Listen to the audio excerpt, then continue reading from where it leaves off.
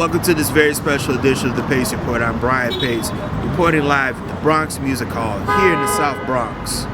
Tonight here on the Pace Report, you're going to witness history. 8-time Grammy-nominated composer, percussionist, and drummer, educator, and broadcaster Bobby Sanabria is playing to his home roots with his big band in tribute to one of his heroes, the great Tito Rodriguez. Now tonight here, you're going to witness the live recording that he is in the works of working on, along with a video which will be released later on this year. Tonight I had a chance to sit down and break bread with Bobby to reflect on Arsenio's rich legacy of Latin jazz music, what he means to salsa music, and also the blueprint of how he became a composer as well. Also, we had a chance to sit down and break bread and talk about this beautiful facility, the Bronx Music Hall, and part of him giving back to the community as well as the neighborhood he grew up in. Also, we sit down and reflect on some of his important influences, as well as we talk about this music moving forward. So sit back, relax, and enjoy highlights of Mr. Bobby Sanabria and his big band performing a tribute to the great Tito Rodriguez, performing live at the Bronx Music Hall here in the Bronx. You're on the Pace Report.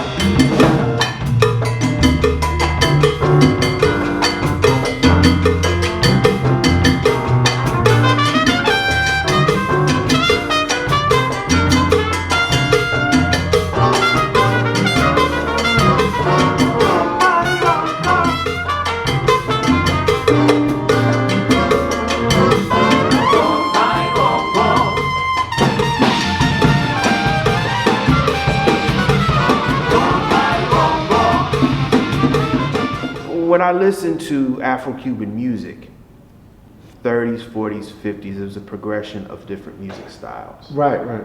And when you say styles, how did it get elevated? Was it the different generations were listening to other music styles, or was it that the musicians were getting more mature in not only the music that they were creating, but how they heard it sonically?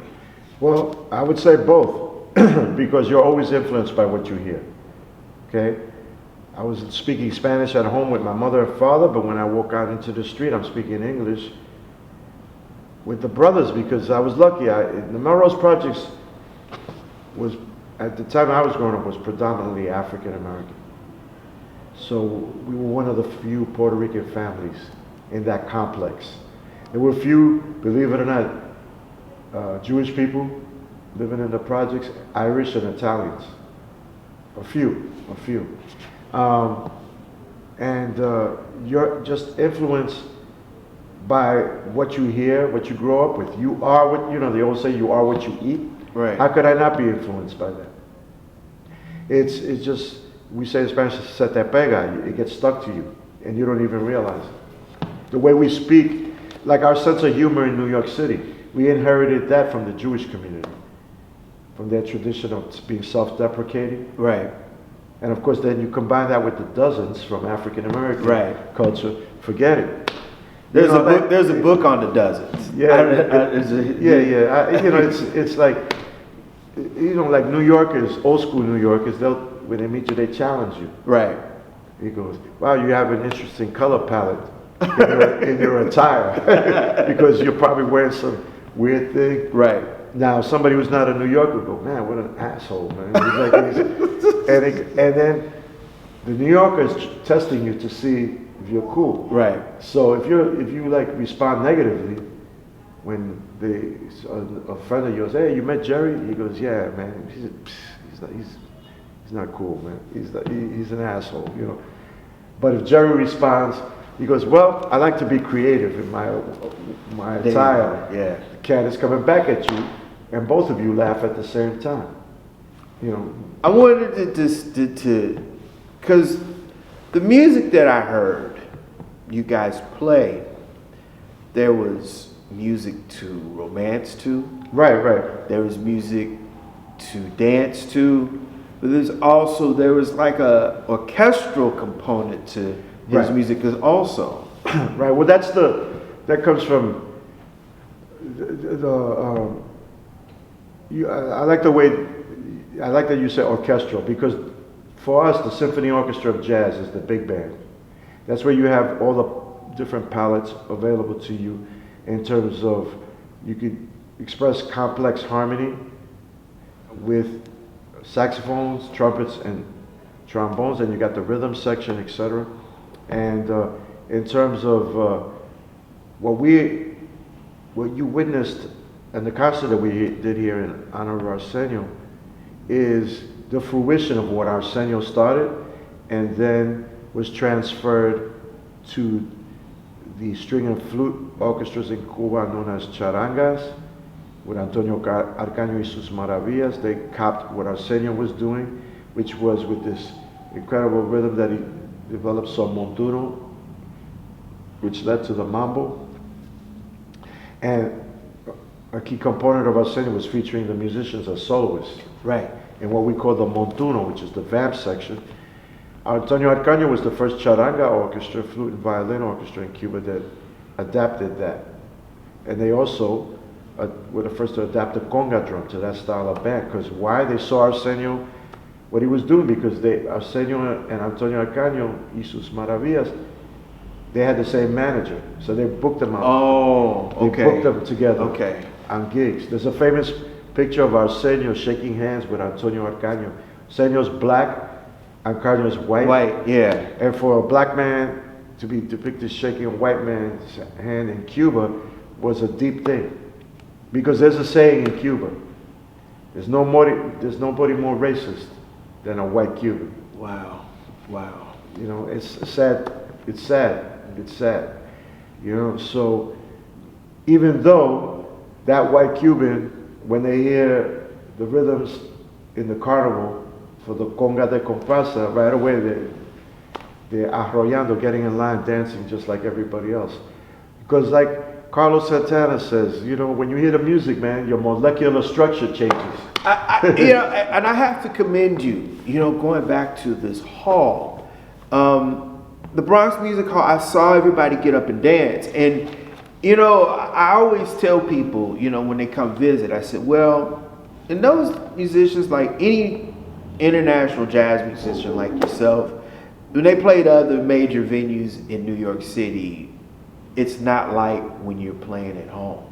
Like I tell everybody, summertime, everyone needs to go to the Robbins Jazzmobile concerts because it's very different. It's very different. People get up and dance, they line dance, they bring in food, alcohol. And you know why that is? Because it's mostly a black audience. I always tell my students at the new school, when I was teaching at Manhattan School of Music, at the Berkeley College of Music or at Drummers Collective, you know when your shit is tight? Yeah. When you play in front of a black audience. Because they'll give it to you, man. They'll tell you right away that you're happening or you're not happening. Because they created the music. But and the music expresses the main attractive aspect of what jazz is about, which is freedom. It's not like you're sitting there like at Carnegie Hall, or at David Geffen Hall, watching the New York Philharmonic playing, and then you just applaud at the very end. Right. You're applauding during the solos, or you're booing, or you're making wisecracks, or whatever. It's like church, like the difference between the black church and the white church. I mean, it's like it just is. That's just it's a cultural thing, you know. So when and that's one of the things, unfortunately, that we've lost in jazz, because jazz has become so academic in terms of the way it's being shown on the college level, is that whole aspect of audience participation and entertaining the audience, but in a deep musical, intellectual way, is lost. It just is. And part of that is that, I tell my students too, listen, you have to ground yourself in the blues, which is like the foundation of jazz. Improvisation is not something that is only found in jazz. Every culture has music. Every culture has improvisation in that music. Cuban music has improvisation, what we call the montuno. You could take musicians from Malaysia doing their folkloric forms of music, and they improvise in that music. But what makes jazz, what identifies jazz, is the way we use blues in improvisation, which comes from the African American experience. Jazz is the only music that has that. You could tell right away. Right. So when you eliminate that, forget it. That's why when you hear rock guitar players solo, it's so deep sometimes because it's grounded in the blues. You know. Well, everyone has the blues. Yeah, and you know, in one form of another. In Cuba, it's expressed in the guajira, which is, you know, slow in a minor key. It's lamentful, okay? But they're not using blues licks when they improvise. That's a particular identifying marker of jazz, and it comes specifically from the black experience in the United States. And that has to be honored. So, when you're talking about going to see a concert at Jazzmobile and you see people dancing and expressing themselves, that's because the music is moving them.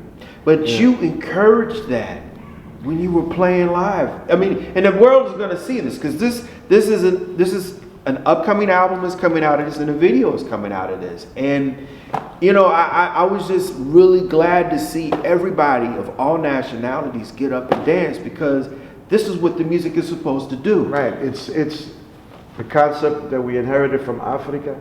Everybody in the tribe must participate. Right. You got to participate, man. You know, and if you don't participate, because it must mean that it's physically impossible for you to do so, because you have a physical ailment. But even if you do, you're still moving and grooving.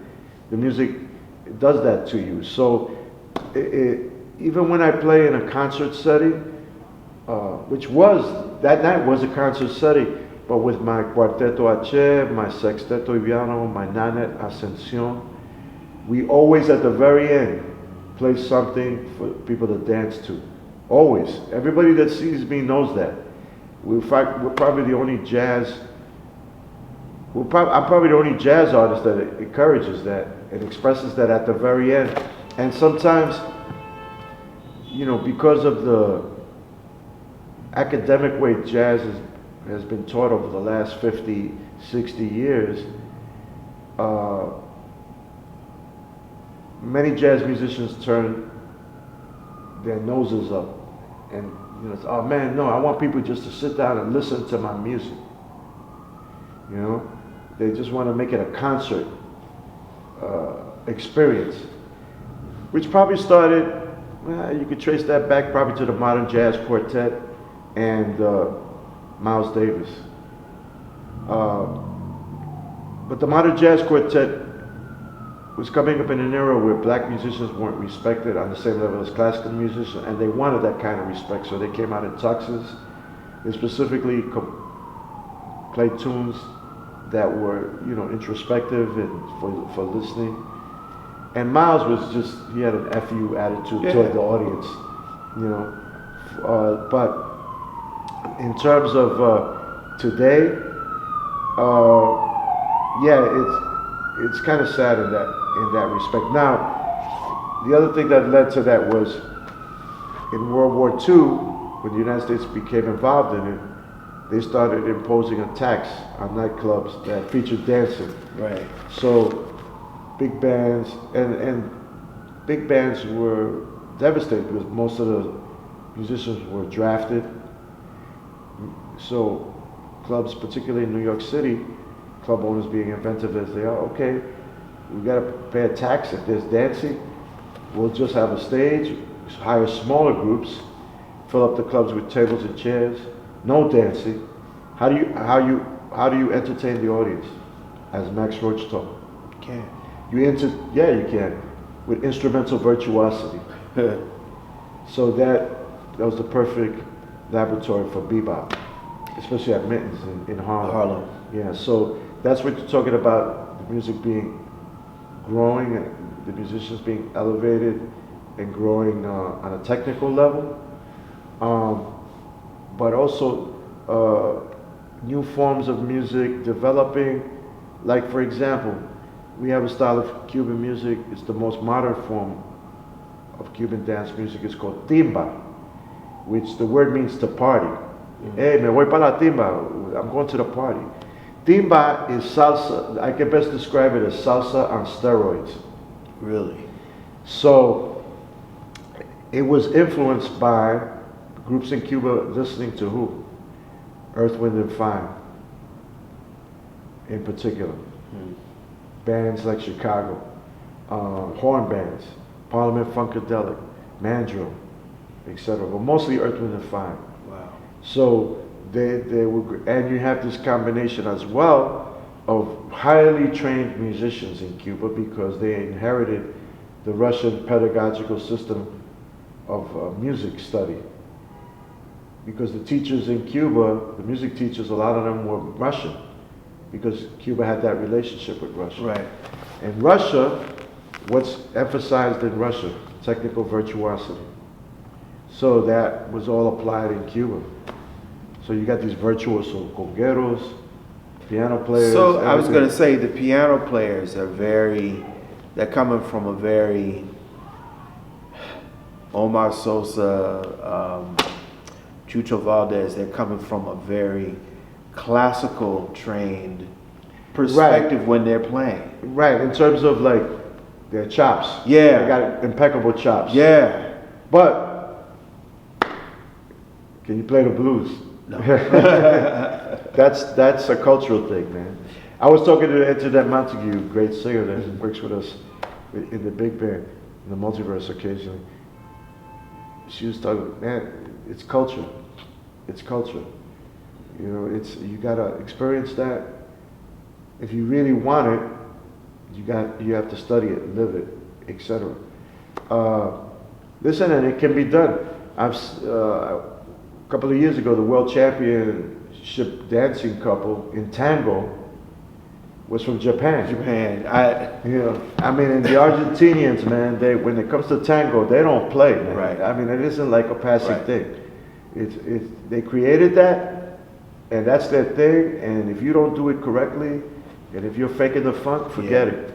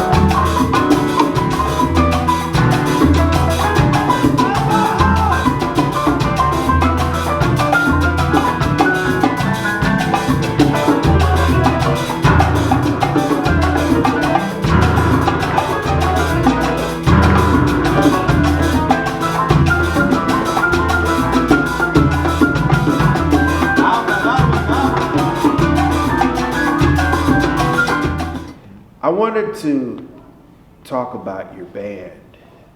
8-time Grammy-nominated.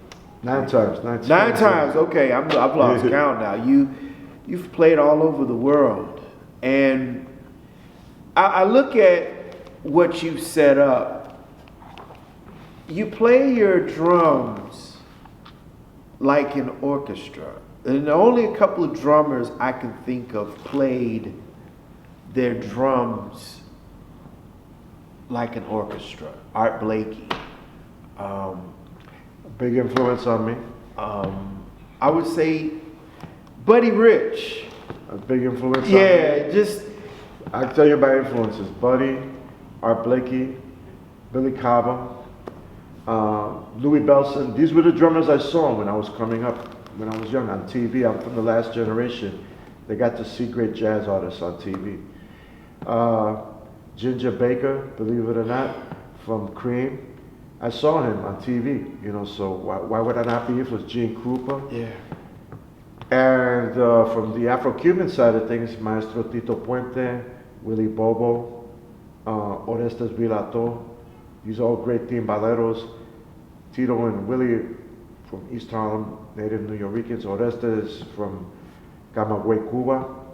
Played here in a group called Típica 73, but he started his career with Ray Barretto's orchestra.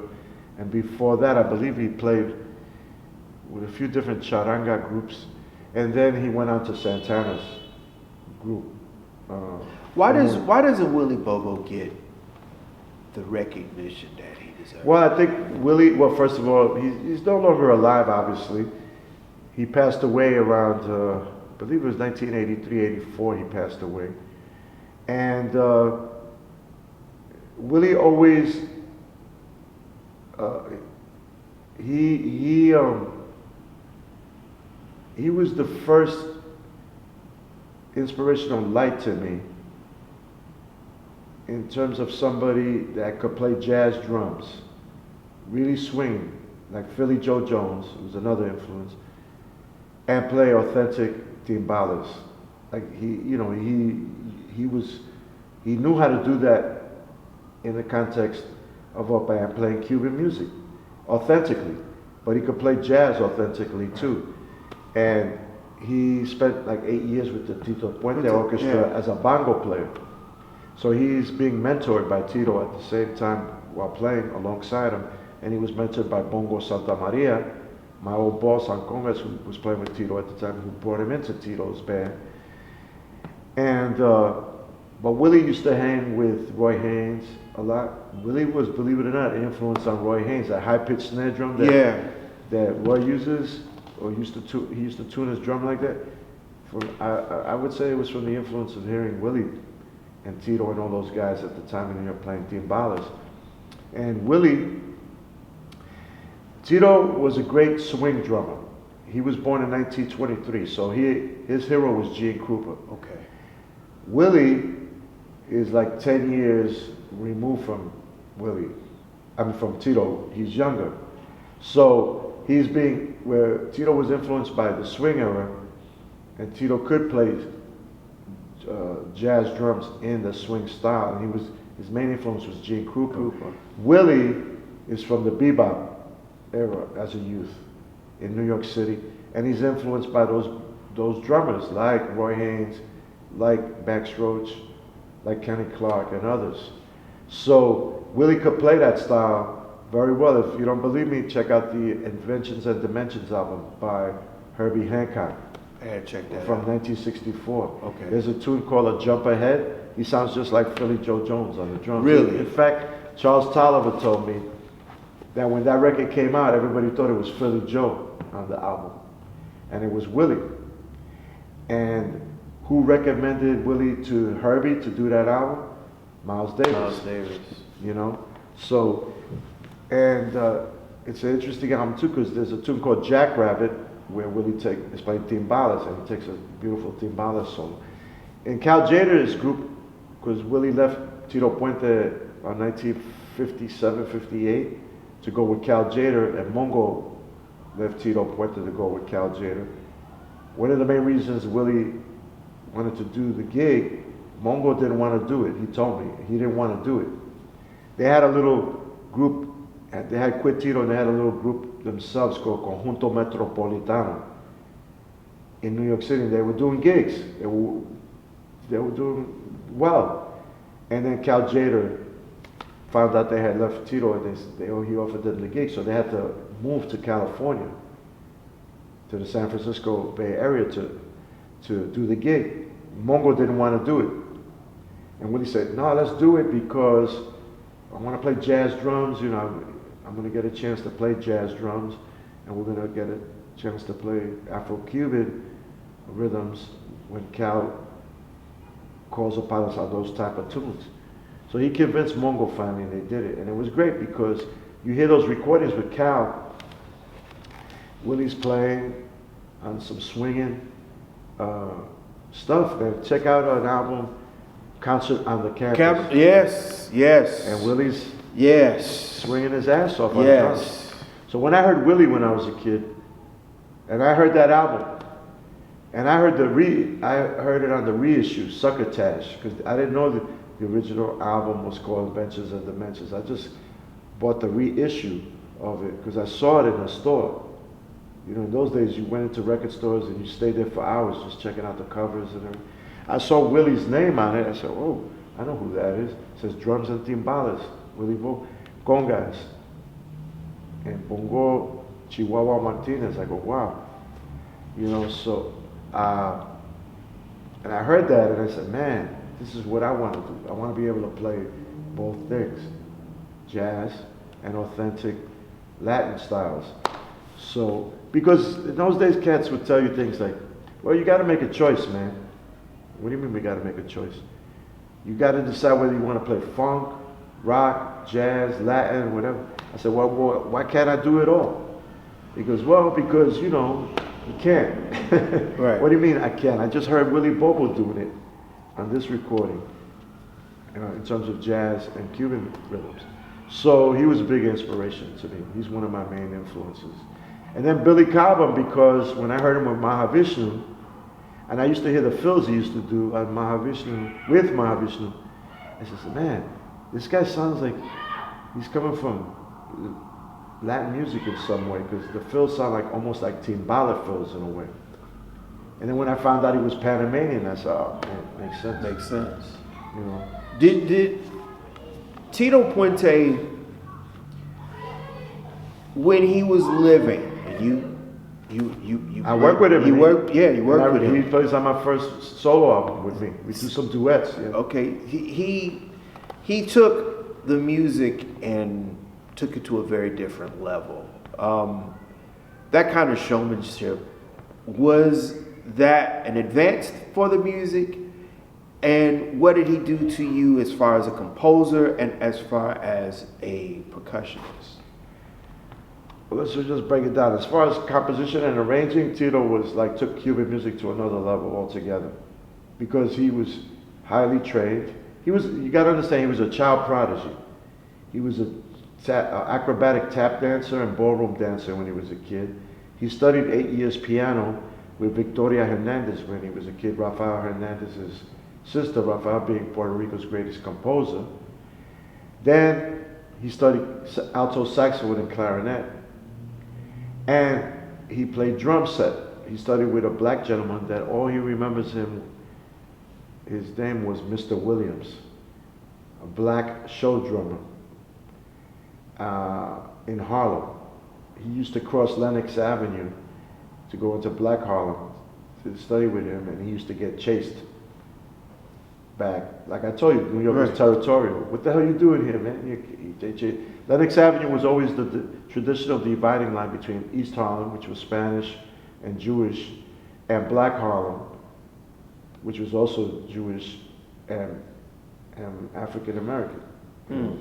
So people don't remember that the Fishman family owned the Apollo. You know, Jewish family owned the Apollo. So Tito was a byproduct of that era, the swing era, and his hero was Gene Krupa.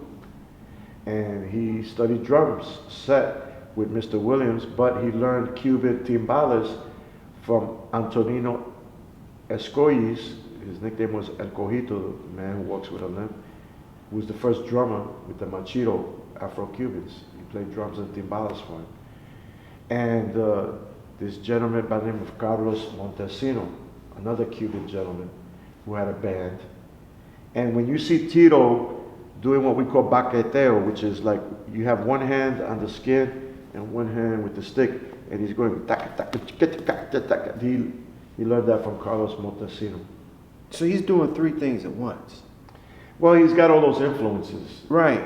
He's got the jazz drumming influence, he's got the Cuban drumming influence, and he's got the showmanship also, because from Gene Krupa, and in those days, jazz drummers, you had to learn how to twirl sticks and do all that because it was a visual thing, because of vaudeville in those days. So,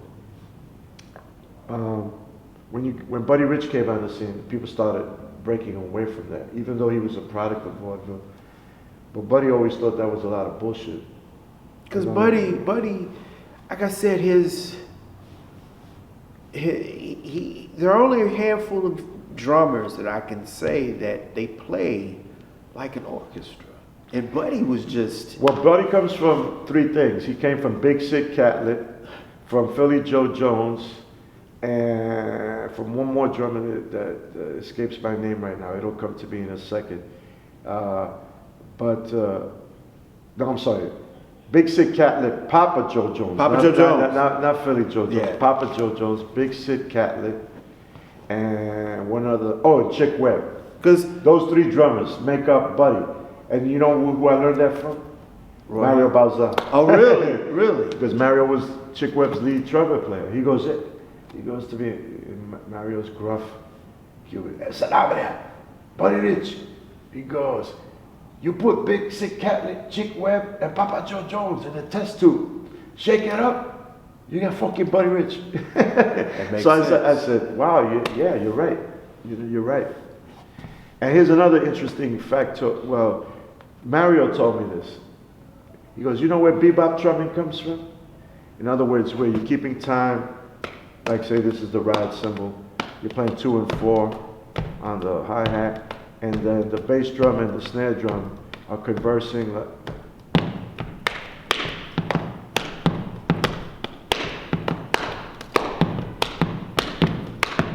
He goes, Kenny Clark is credited with first doing that, and then Max Roach took it to another level. He goes, he told me, he goes, you know where that comes from? Kenny Clark used to come all the time, he said, to see the Machito Orchestra. And he noticed how the conga player would keep time. The timbales would accompany that.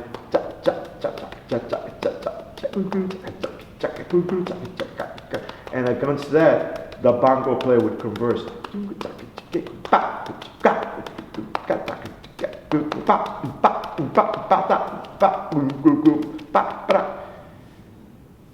He goes, he said that Kenny Clark just took that concept and applied it to the drum set of the talking between the left hand and the foot while the ride cymbal keeps time.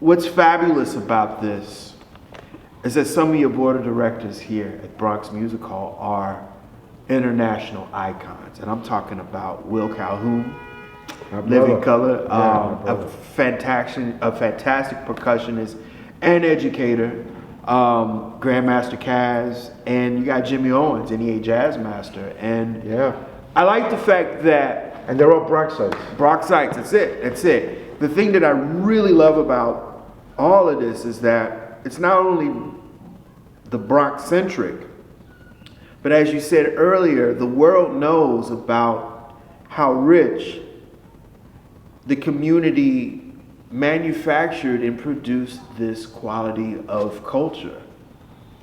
Well, when you have the great ethnomusicologist from Cuba, Dr. Fernando Ortiz, once beautifully said, when one culture collides with another, a new culture is created. So and culture is represented by what? Music, dance, food, and that's what happened here in the South Bronx. You had all these different ethnic, cultural groups coming together, living next to each other.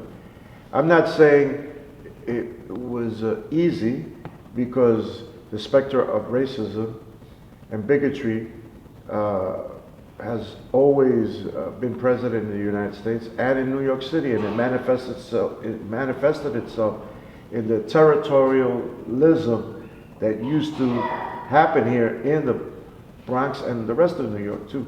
You couldn't go into certain neighborhoods unless you were from that neighborhood, or unless somebody vouched for you. Oh, he's cool, don't worry about him, you know, I know him. I could give you a simple example. I grew up in the Melrose Projects on East 153rd Street and Cortlandt Avenue, which is 10 blocks from here. We're on East 163rd Street. So I know this area well. I grew up in this area, the Melrose section. So my building, 681, is on the top of a hill. And then you go down the street, it slopes down, and it goes down to Morris Avenue. which when I was a kid was all Italian. So as soon as you got to that corner, they started messing with you. Yo, man, what are you doing here? Go back to the projects, you know, et cetera, et cetera. I remember when I was a kid, my mother used to go to me in Spanish. I'm Puerto Rican. Go get here's a list. Get this from the deli, the Italian deli on Morris Avenue. So I remember the first time I said to her, Ma, you sure? Because what are you, a coward? You know, this, that, the other. Everything sounds more dramatic in Spanish. So I go down there. As soon as I get to that corner, they start messing with you. I get to the deli. I give the list to the gentleman. He gives me what my mother wanted, what she had written down on the list. And I told him, can you watch me when as I get to the corner so that I'll be cool. He goes, all right, fine. He goes to me with an Italian accent, hey, you better run, you know. So I quick-stepped it because as soon as I started, yo, what the fuck? A bottle got thrown at me, that kind of a thing. So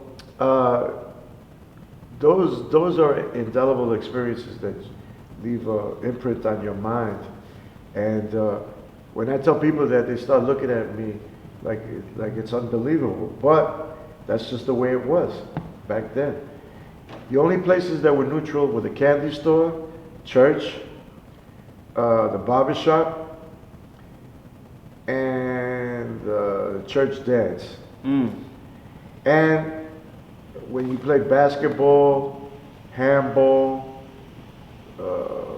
softball, you know, those street games, and you're playing street games that no longer exist anymore, like Chinese box ball, off the point, Scully's, things like that. I'm mentioning things now. Some people viewing this that are New Yorkers of a certain age are smiling, but somebody outside of New York, or even young people today, they're going to be saying, "What is that? Chinese box ball?"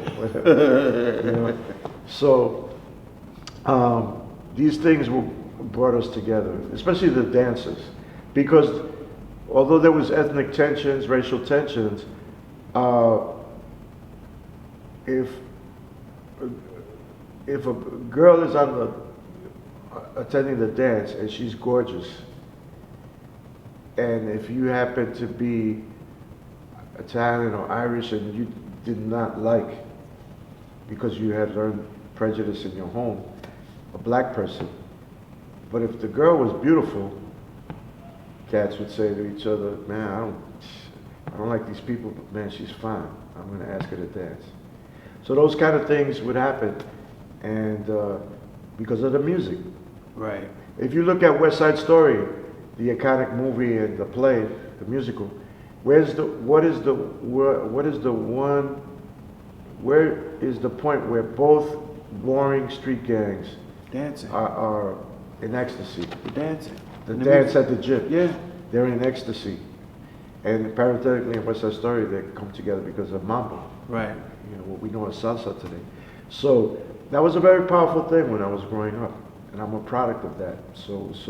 And it occurred here in the Bronx. It occurred in certain ways in Brooklyn and the other boroughs, but more so here in the Bronx because of the concentration we had of dance halls, of restaurants, nightclubs, and church dances that occurred in auditoriums all over the Bronx. I watched the very important documentary on PBS about the history of Latin music.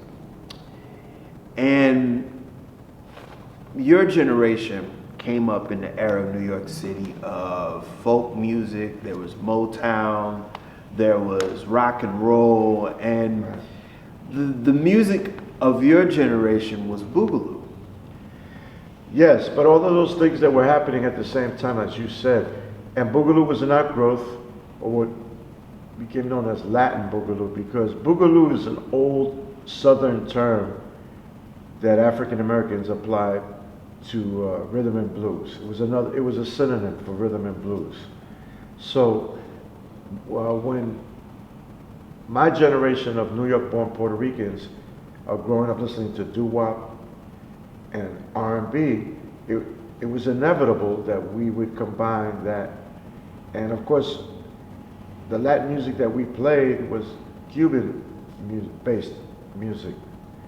The rhythms of son montuno, guajira, cha-cha-cha, mambo, guaguancó, etc.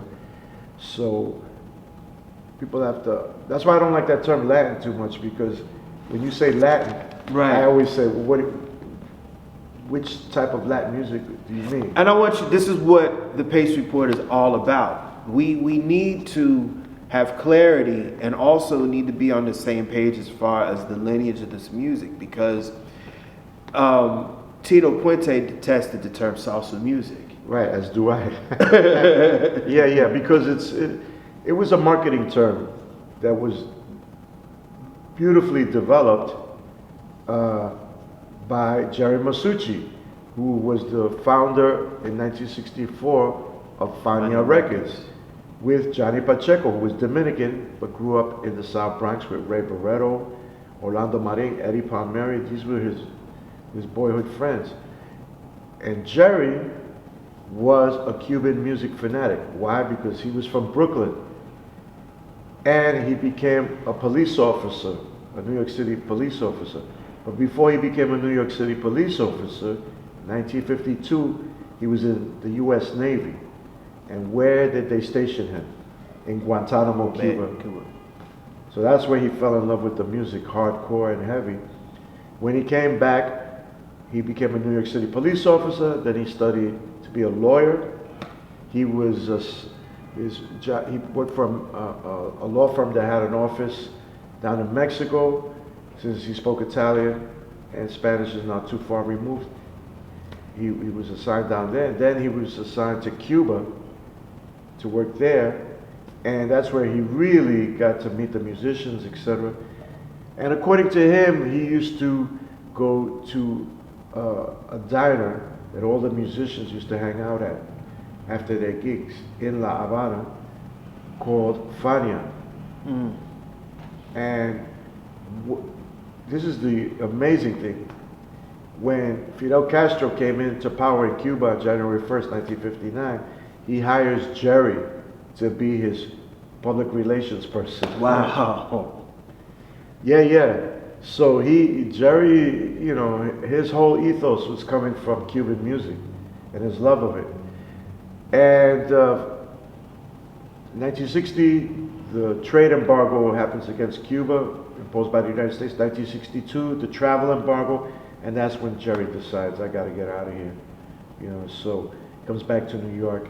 And by 1964, to make a long story short, he forms this record company with Johnny Pacheco, and he names it Fania, as he said, because he wanted it to be like a brotherhood, just like he witnessed in Cuba at that diner restaurant. So now, in 1964, you couldn't not even say the word Cuba to describe the music.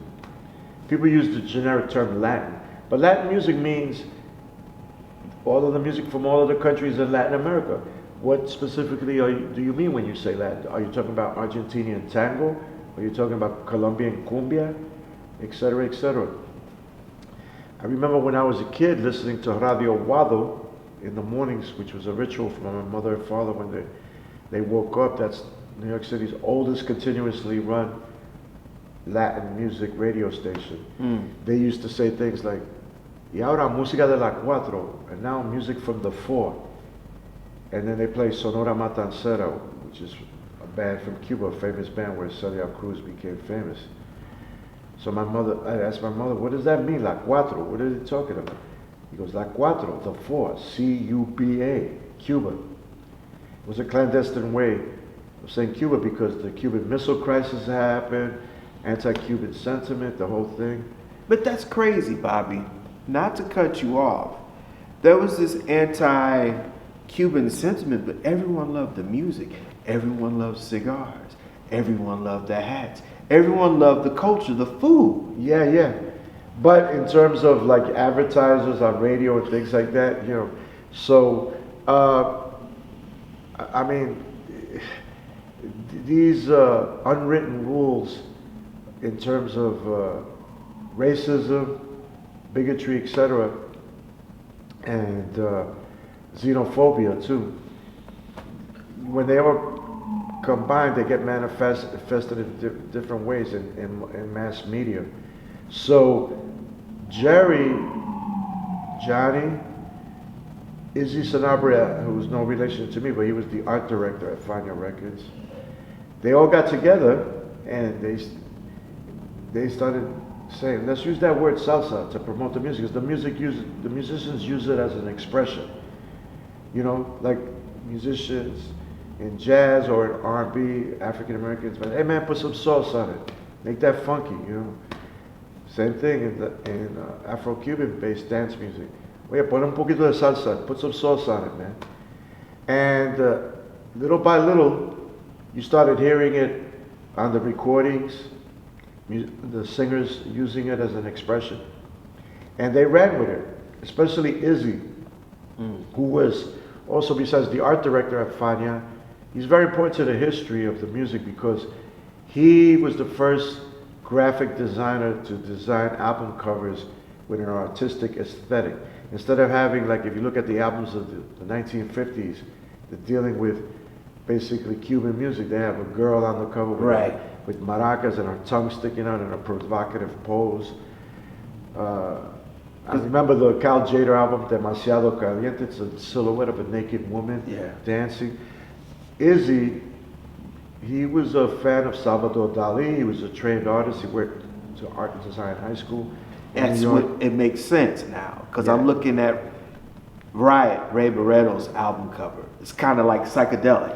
No, well, you're talking about the Riot album is Joe Bataan. Joe Bataan, right? And then he would do hip things with the photography.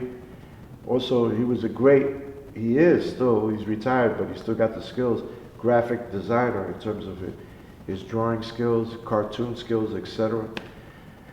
Like if you see some of his classic album covers that he did for Alegre Records, the first Johnny Pacheco album, he used the silhouette of designed of an African woodcut of a flute player. That was his first album cover. Really? It's got, and he put it on orange, yellow Kodak paper. Aesthetically, it was completely different than anything before. You look at the Barretto Power album by Ray Barretto. It's a drawing of Ray, his head on the cover, and then Izzy has drawn in his hair the images of the rest of the band members. Wow. In line drawing. Brilliant in his concepts. Another classic album cover is Reconstruction by Ray Barretto. Ray had been in a car accident and his thumb had been broken and the tendons in his arm had been destroyed.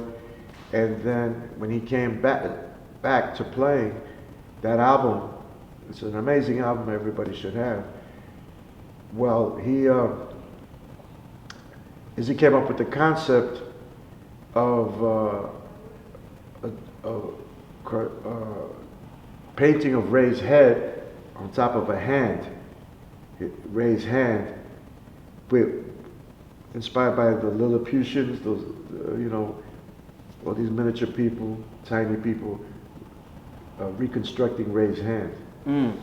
So, I mean, just brilliant, his concepts, etc., etc. Well, he was the one that also was the MC for the concerts of the Fania All-Stars. At Yankee Stadium. Right. The 1973 concert at Yankee Stadium, I believe it was. Did you go to those shows? Nah. I remember that concert because in the old days, man, everything is promoted now on the internet. But in those days, it was street promotion. You'd be walking out past a lamppost and you see a poster attached to the lamppost. And that's how we found out about the dances, not only the salsa dances, but say James Brown was in town, or the Temptations, etc., etc. And Izzy did posters for those concerts too, things at the Apollo, etc., etc. So his scope of work artistically, in terms of promotion for African American music and Afro-Cuban music is phenomenal. But that's how we would find out about concerts. And some of those things would be ripped off because they were so good. People would, oh man, that poster is nasty, it's bad. I'm gonna cop that and put it in my bedroom, hang it up. So Izzy, as an MC for the concerts with the Fania All-Stars, which was an all-star group of the best leaders on the label, and each leader would pick two of their sidemen and their singer, and that's what formed the group, this incredible all-star group of the most virtuosic musicians in New York City that could play what we call salsa today. That was what became the Fania All-Stars, which was inspired by the Alegre All-Stars, which was, the Alegre record company was a Bronx-based record label out Santiago, a New Yorker, ex-tenor saxophone player, became an entrepreneur, and he had his record store on the corner of Prospect, Westchester, and Longwood Avenue, where right now there's a Rite Aid there. Wow. But he formed this label, and he formed this all-star group made up of band leaders signed to his label with the singers for each band leader. And that was inspired by the Panart All-Stars in Cuba, the descarga albums that they did. Descarga in Spanish means to unload, but in Cuban musical terms it means a jam session. So these descarga albums inspired Al. He said, hey man, we got great musicians playing that music here in New York. Why don't we do the same thing? So that's the lineage of the Fania All-Stars. So Jerry started doing concerts. One famous one was at the Cheetah. Another one was at the Village Gate. The Cheetah one was filmed. It became a film called Our Latin Thing. Yeah. That was the first time people outside of New York City saw what was happening in New York City in terms of the Latin music scene, which specifically in this case meant salsa, which is Afro-Cuban based dance music, the way we play it here in New York City. And Izzy, when at these concerts, these events would MC the event, and he'd start using the word with the people, And as the people started listening more and more to the music, and Jerry wisely started infiltrating radio in Venezuela and Colombia and other places. They started using the word too, especially a DJ in Venezuela. I forgot his name, but he started using the word, and he even had a show called La Hora de la Salsa, the Salsa Hour. So, and you have to understand, Cuba is closed off. Right. It's not the birthplace of the music is closed off to us. So, who takes the banner of that music? The Puerto Rican community in New York. We kept it alive. Now people start telling me things, well, the birthplace of the music is Africa. I go, yeah, but the birthplace of everything is Africa, civilization. But when we're talking about a specific style of music with all of the characteristics that it has, you're talking about really Africa and Spain coming together where? In Cuba. And then that extends to New York City, where it morphs into this commercialized form that Jerry, provided a platform for, and they started using that word.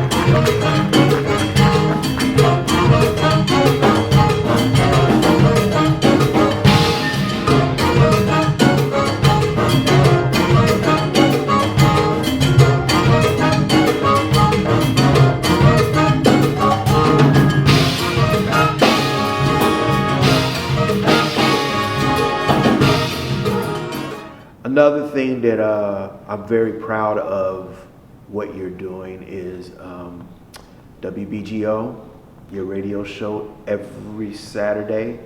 From 4 to 6 p.m., the Latin Jazz Cruise, 4 to 6 p.m. Eastern Time. And, you know, I mean, Wilda Rivera, who's a woman at the helm of the show for 26 incredible years, eternally grateful to her because she not only helped me, but also many other musicians get our voices out there in terms of our recordings. So, and she's still associated with the station in some capacity. Occasionally she does fill-ins, etc. But she wanted to move to Atlanta, where she lives now. Yeah. And you hear her doing voice. She does voiceovers for TV commercials, radio commercials, and documentaries. So Yeah. it's great. And she's a native New Yorican like me. So You know, the radio show is very important because we don't get to hear the music, like in the history of it too. That's very important. Tell everybody what your show is about, how they can tune in, and upcoming projects.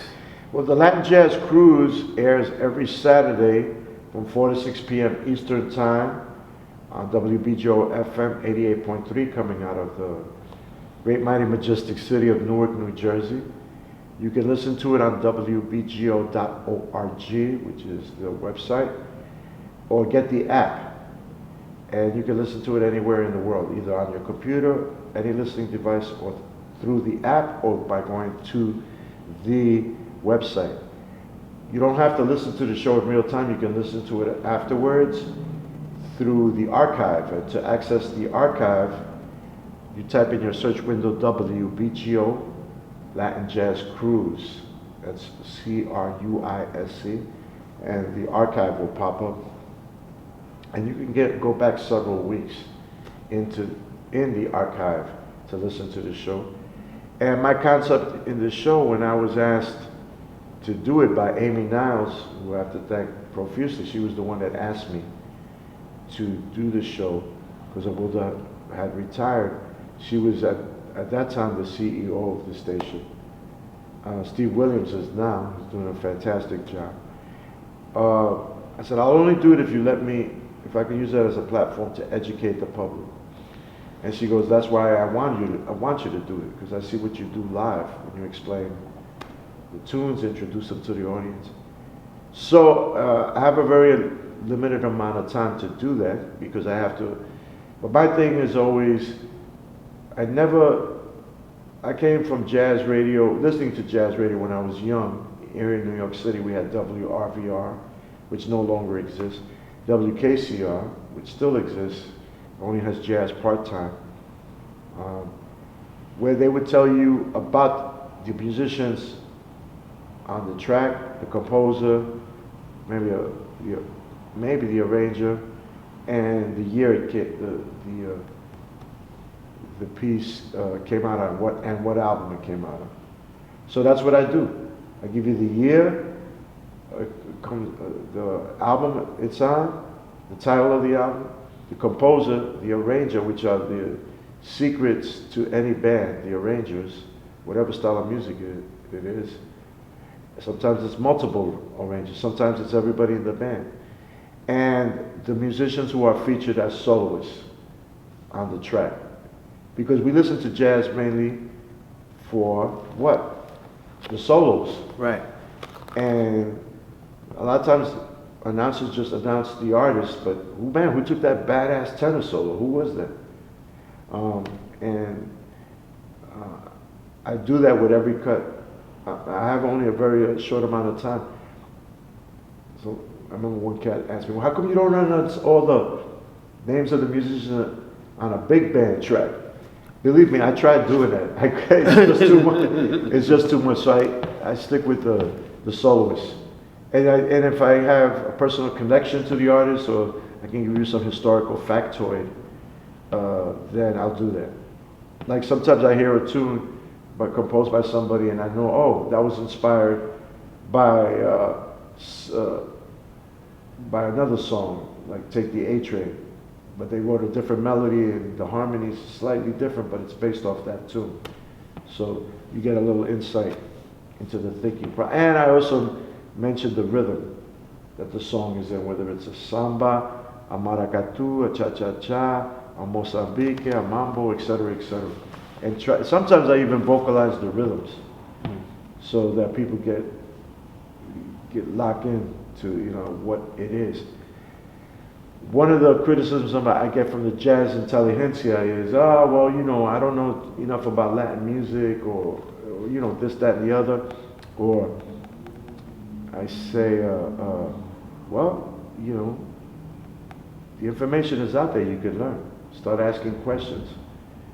And I also, one of the things I do on the show is I don't just play Afro-Cuban and Brazilian styles, which are the two main forms of music in the Latin jazz world. I play rhythms, artists that are experimenting with rhythms from Colombia, Venezuela, Puerto Rico, Uruguay, Argentina.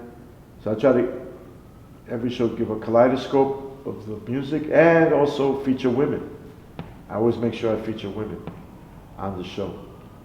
So there you go. Bobby Sanabria, this is the last question, and I ask every musician this question. Bobby Sanabria, what does Afro-Cuban music mean to you? Well, it means our direct tie to our rhythmic roots in Africa, and the soul of the New York experience, because Afro-Cuban music drives New York City in terms of the Hispanic community here. And I'm proud to be a representative of it, and all the other forms of Latin American music that exist here in New York City. And like all music from the African diaspora, represents freedom and truth, and of course, soul. That'll do it again for this very special edition of the Pace Report. I'm Brian Pace, reporting live here at the Bronx Music Hall here in the Bronx, New York. I'd like to personally thank the incomparable Bobby Sanabria for his time. Fans, please support and look forward to this brand new forthcoming tribute to our Tito Rodriguez album, which was recorded live here at the Bronx Music Hall later this year. For more information on Bobby's upcoming tour dates, his master classes, as well as seminars, please visit his website at bobbysanabria.com and follow him on social media by way of Instagram, Twitter, and Facebook. Also, I'd like to personally thank the staff and management here at the Bronx Music Hall for their warm hospitality. For more information on directions as well as upcoming shows and seminars here, please follow them on Instagram, Twitter, and Facebook. As always, people, I can't stress this more than enough. Please like, share, and subscribe to my videos here on YouTube, as well as Vimeo, and leave comments. Until next time, remember, if it's in the groove, it'll make you move. Till next time, peace.